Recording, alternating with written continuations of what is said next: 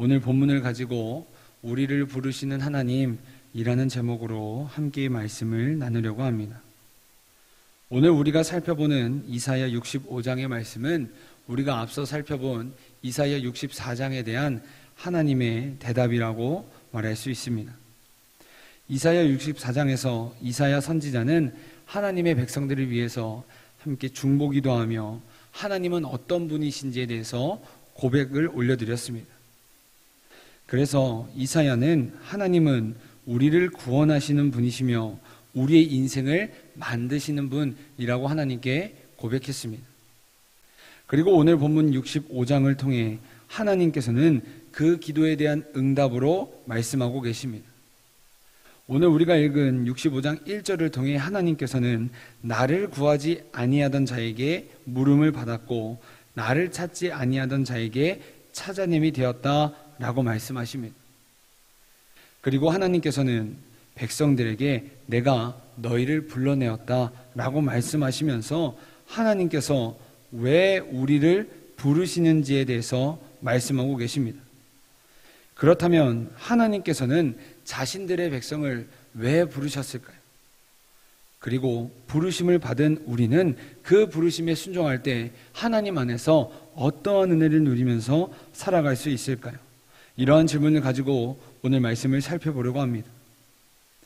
가장 먼저 오늘 성경에는 하나님께서 우리를 부르시는 이유가 바로 우리가 죄인이기 때문에 부르신다라고 말씀하고 계십니다. 왜냐하면 죄인에게야말로 하나님이 정말 필요하기 때문입니다. 그래서 예수님께서도 자신을 공격하던 바리새인과 서기관들에게 자신은 죄인을 부르러 온 것이지 의인을 부르러 왔다라고 온 것이 아니라고 말씀하고 계십니다. 우리 마가복음 2장 17절의 말씀을 우리 다 함께 읽도록 하겠습니다. 시작. 예수께서 들으시고 그들에게 이르시되 건강한 자에게는 의사가 쓸데없고 병든 자에게라야 쓸데있느니라. 나는 의인을 부르러 온 것이 아니요 죄인을 부르러 왔노라 하시니라. 아멘. 여러분, 성경에 보면 죄를 크게 네 가지로 이야기하고 있습니다. 몇 가지로 이야기하고 있다고요? 네 가지. 잘하셨습니다. 첫 번째는 성경에서 말하는 죄란 하나님께서 하라고 말씀하셨는데 하지 않는 것이 죄다라고 성경은 말하고 있습니다. 예를 들어서 이웃을 사랑하는 것, 부모를 공경하는 것, 하나님께서 하라고 말씀하셨는데 하지 않는 것이 죄라고 성경은 분명하게 이야기합니다. 두 번째로는 하나님께서 하지 말라고 말씀하셨는데 하는 것이 바로 죄라고 성경은 이야기합니다. 예를 들어서 거짓말을 하지 말라고 말씀하셨는데 우리가 거짓말을 하는 것, 우리가 살인하지 말라고 했는데 하나님께서 살인하지 말라고 했는데 우리가 살인하는 것, 이것이 바로 죄라고 성경은 분명하게 이야기하고 있습니다. 세 번째로는 우리가 어떠한 행동을 해야지만 죄를 짓는 것이 아니라 우리의 마음과 생각으로도 짓는 것이 바로 죄라고 말하고 있습니다. 예를 들어서 남을 마음속으로 욕을 하거나 시기하거나 질투하거나 이것이 바로 우리가 생각과 마음으로 짓는 죄라고 성경은 분명하게 이야기하고 있습니다. 그리고 마지막 네 번째로 성경은 우리에게 하나님께서 살아계신데도 불구하고 믿지 않는 것이 죄다라고 성경은 우리에게 분명하게 이야기하고 있습니다. 사랑하는 여러분, 그렇다면 이 세상을 살아가는 모든 사람에게 있어서 죄가 없는 사람이 있을까요? 없을까요? 없습니다. 단언컨대 없습니다. 그래서 오늘 본문 2절에서도 하나님께서는 그 패역한 백성들을 부르셨다라고 말하고 있는 것입니다. 사랑하는 여러분, 죄인인 우리는 하나님이 없이는 단 한순간도 살아갈 수 없는 존재입니다. 그래서 하나님께서는 우리를 부르셨다라고 말하고 있습니다. 여기서 패역한 이란 단어는 고집이 세다, 반항하다 라는 뜻을 가지고 있습니다. 다시 말해 하나님께서 만드신 창조의 질서를 벗어나 죄의 유혹에 넘어지는 죄인인 우리를 하나님께서 부르셨다는 것입니다. 그리고 오늘 본문을 통해 등장하는 이스라엘 백성들 역시 하나님께 은혜를 입고 하나님만을 바라보며 살 때도 있지만 그것도 잠시 그들 안에 은혜가 떨어지기 시작하면, 그들 안에 있는 죄된 습성이 올라와서 하나님 앞에 고집스러운 모습, 자기의 생각을 따라 살아가는 모습, 하나님께 반항하는 모습을 보이는 존재들이었다라고 말씀하고 있습니다. 그래서 하나님께서는 친히 죄인인 백성에게 그리고 우리에게 찾아오셔서 우리를 먼저 부르셨습니다. 사랑하는 여러분, 이것이 바로 우리에게 은혜인 줄 믿습니다. 나는 여전히 하나님 앞에서 연약하고 나는 여전히 하나님 앞에서 넘어지고 부족하지만 말로는 그리스도인이라고 말하면서도 세상 가운데서는 마치 하나님이 없는 것 같은 모습으로 살 때도 있지만 하나님께서는 그런 우리를 친히 찾아오셔서 다시금 하나님의 백성으로 인정해 주시고 우리를 부르셨다는 것입니다. 그렇게 우리는 날마다 하나님의 은혜를 당연히 여기는 것이 아니라 이것에 우리는 감사하며 살아가야 하는 줄 믿습니다. 그런데 오늘 본문을 보니까 하나님께서는 이스라엘 백성의 죄를 자세하게 말씀하고 계십니다. 우리 오늘 본문 3절부터 5절까지의 말씀을 우리 다 함께 읽도록 하겠습니다. 시작. 곧 동산에서 제사하며 벽돌 위에서 분향하여 내 앞에서 항상 내 노를 일으키는 백성이라. 그들이 무덤 사이에 앉으며 은밀한 처소에서 밤을 지내며 돼지고기를 먹으며 가증한 것들의 국을 그릇에 담으며 사람에게 이르기를 너는 내 자리에 서 있고 내게 가까이 하지 말라. 나는 너보다 거룩함이라 하나니 이러한 자들은 내 코의 연기요 종일 타는 불이로다. 아멘. 지금 하나님께서는 하나님을 떠나 우상 숭배하며 하나님께서 금하신 돼지고기를 먹으면서 다른 사람들에게 자신은 거룩하다라고 말하는 그 교만한 죄를 지적하고 계십니다. 그런데 사랑하는 여러분, 오늘을 사는 우리는 과연 이 부분에 대해서 온전하다고 말할 수 있을까요? 과연 우리는 이 말씀이 이스라엘 백성들에게만 해당되는 문제라고 말할 수 있을까요? 흔히 우리 목회자들이 우스갯소리로 이런 이야기를 할 때가 있습니다. 자신을 개신교 복음주의자라고 소개할 때 나는 정말 예수님 안에서 거하는 예수님만을 믿으며 예수님 복음 안에 살아가는 복음주의자인데 타인의 생각이 다른 사람의 생각이 내 생각과 똑같고 그리고 내 마음에 들면 그 사람도 복음주의자라고 인정하지만 다른 사람이 나랑 다른 생각을 말하거나 그 사람의 말에 내가 동의하지 않으면 그 사람은 아무리 예수님을 잘 믿어도 이상한 사상을 가진 사람이라고 구분짓는다라고 이야기를 합니다. 그런데 더 큰 문제는 이러한 생각이 우리 주변에 생각보다 많이 일어난다는 것입니다. 좁게는 교회 안에서 크게는 교회 밖에서 우리는 이런 이야기가 적용되기도 합니다. 내가 가진 생각과 내가 가진 신념, 내가 가진 기준을 가지고 남을 재단하고 남을 정죄하고 내 신앙을 주입하려는 모습들이 우리 안에 종종 나타나게 된다는 것입니다. 그래서 이 문제가 심각해지게 되면 나로 인해서 다른 사람이 시험에 들어서 신앙생활을 접는 순간까지도 등장하게 됩니다. 지금 이스라엘 백성들 역시 하나님께서 하지 말라고 말씀하신 것을 다 하고 있으면서도 이방 민족 그리고 자신들의 이웃을 바라보며 그래도 내가 쟤보다 낫지, 그래도 내가 거룩하지 라고 스스로를 합리화하며 교만한 죄를 범하는 모습을 하고 있습니다.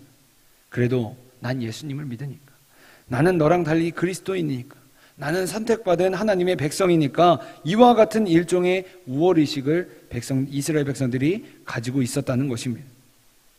사랑하는 여러분, 우리 하나님은 나만을 위한 하나님이 아니십니다. 우리 하나님은 나만 사랑하는 분은 더더욱 아니십니다. 우리뿐만 아니라 예수님을 알지 못하는 사람, 예수님을 믿지 않는 내 남편, 내 아내, 내 자녀들, 우리 부모님, 친척, 이웃들 모두를 사랑하는 하나님께서는 우리 모두를 사랑하신다는 것입니다. 그래서 하나님께서는 우리를 그들에게로 보내시는 것입니다. 세상 가운데서 그들을 우리가 아는 지식과 경험으로 우리의 신앙의 기준으로 재단하고 교화시키는 것이 아니라 우리를 통해서 자연스럽게 하나님의 사랑을 흘려보내서 하나님을 경험하고 하나님의 은혜를 체험할 수 있도록 하기 위해서 우리를 세상 가운데, 그들 가운데 보내신다는 것입니다. 하지만 오늘날 한국교회의 큰 문제 중에 하나가 바로 교회가, 그리고 그리스도인들이 계속해서 밖으로 퍼져나가는 것이 아니라 계속해서 교회 안으로만 모인다는 것입니다.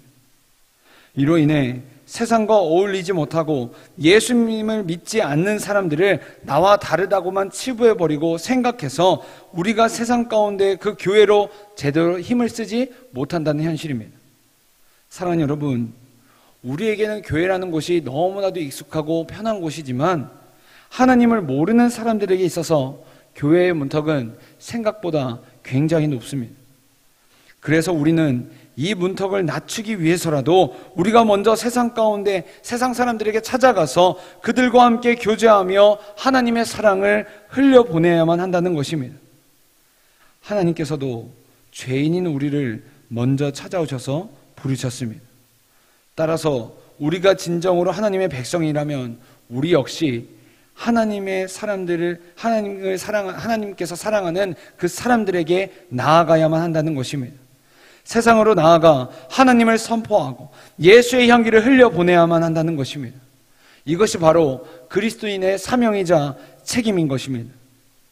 그래서 성경은 하나님의 자녀인 우리에게 말뿐인 사랑이 아니라 진실한 사랑을 보이라고 말하고 있습니다.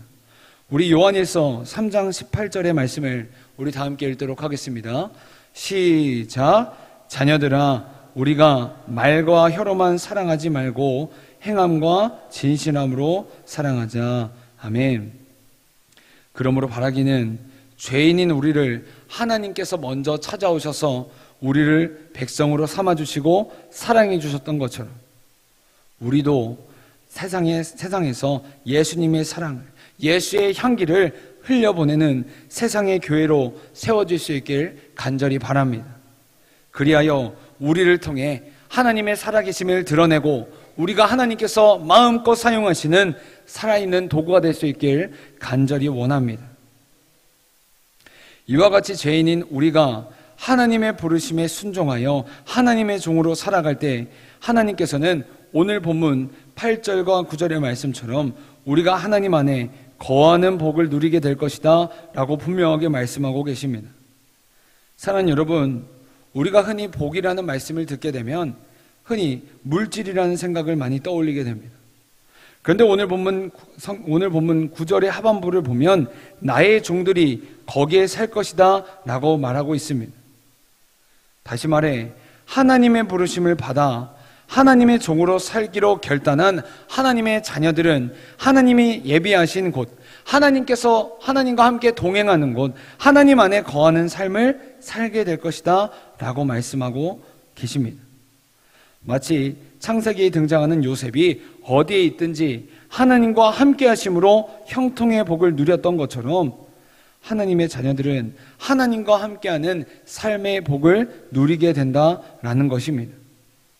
그러므로 사랑하는 여러분, 우리에게 있어서 이미 하나님을 아는 것이 우리에게 복인 줄 믿습니다. 예수님을 믿게 된 것이 우리에게 가장 큰 복인 줄 믿습니다. 예수님의 보혈로 말미암아 죄인인 우리가 하나님의 자녀가 된 것 자체가 우리 안에 큰 복인 줄 믿습니다. 그리고 하나님께서는 오늘 우리가 읽진 않았지만 65장 24절, 25절의 말씀을 통해 하나님 안에 거하는 자녀들을 책임지신다라고 말씀하고 계십니다. 사랑하는 여러분, 우리 하나님은 실패가 없으신 분입니다. 신실하신 하나님께서는 언제나 영원토록 자신의 백성의 인생을 책임지신다는 것입니다. 따라서 우리는 오늘 어떤 모습으로 살아갈지 결정해야만 합니다. 사랑하는 여러분, 주님의 종으로 사시겠습니까? 아니면 말뿐인 그리스도인으로 사시겠습니까? 하나님과 동행하는 복을 누리며 하나님께서 이끄시는 삶을 사시겠습니까? 아니면 내 힘으로, 내 능력으로, 내 노력으로 세상 가운데 아등바등하며 사시겠습니까? 바라기는 우리 모두가 날마다 하나님을 따르는 종의 모습으로 하나님과 동행하는 복을 누리며 하나님께서 책임지시는 인생을 살아갈 수 있길 간절히 소망합니다. 그리하여 우리 입술에서 하나님이면 다라고 고백할 수 있길 간절히 소망합니다. 오늘 하루 각자의 자리에서 세상 가운데 살아갈 때 세상의 교회로서 주님께서 마음껏 사용하시는 도구로서 우리가 쓰임받아 우리 주변 사람들에게 예수의 향기를 흘려보낼 수 있길 간절히 소망합니다. 다 함께 기도하겠습니다.